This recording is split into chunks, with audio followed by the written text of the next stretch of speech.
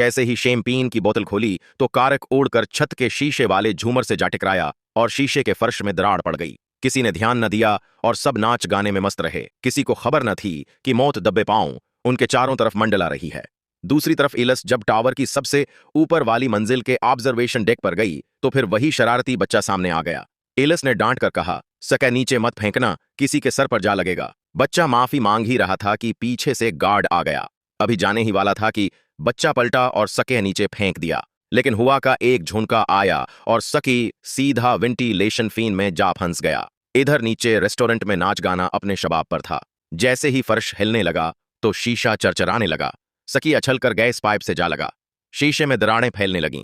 Alice के दिल की धड़कन और तेज हो गई। उसने फौरन पीछे हटने में ही भलाई समझी, लेकिन अचानक लोग धड़ाम धड़ाम नीचे गिरने लगे।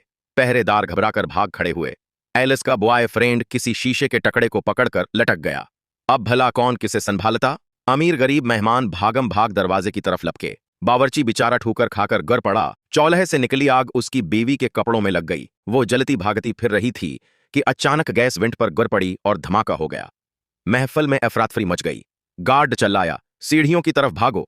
भेड़ में एलिस दब गई और छोटे कद के बास बच निकली, मगर कुचे तामीर और भेड़ का बोझ सीढ़ियों को ले डूबा। सब लोग गड्ढे में जा गिरे, बस वही बच्चा बच गया। अब लोगों के पास सिर्फ लफट का सहारा था। सब धिकम पेल करते अंदर घुस गए। एलिस कमजोर जिस्म के बास बाहर ही रह गई और यही उसके लिए अच्छा हुआ। मगर मौत कहां पीछा छोड़ती है। टावर के पर्दे बखरने लगे। सारी इमारत टेढ़ी हो गई।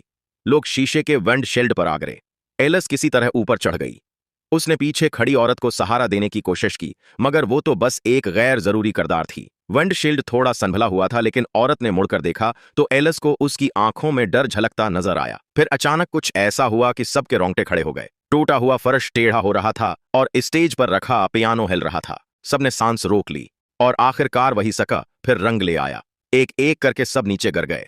बस एलिस बच निकली, मगर इस बार वही शरारती बच्चा भी जिंदा रहा। अभी उसने खुशी मनानी ही थी कि पार्ट 2 के लिए सब्सक्राइब करें।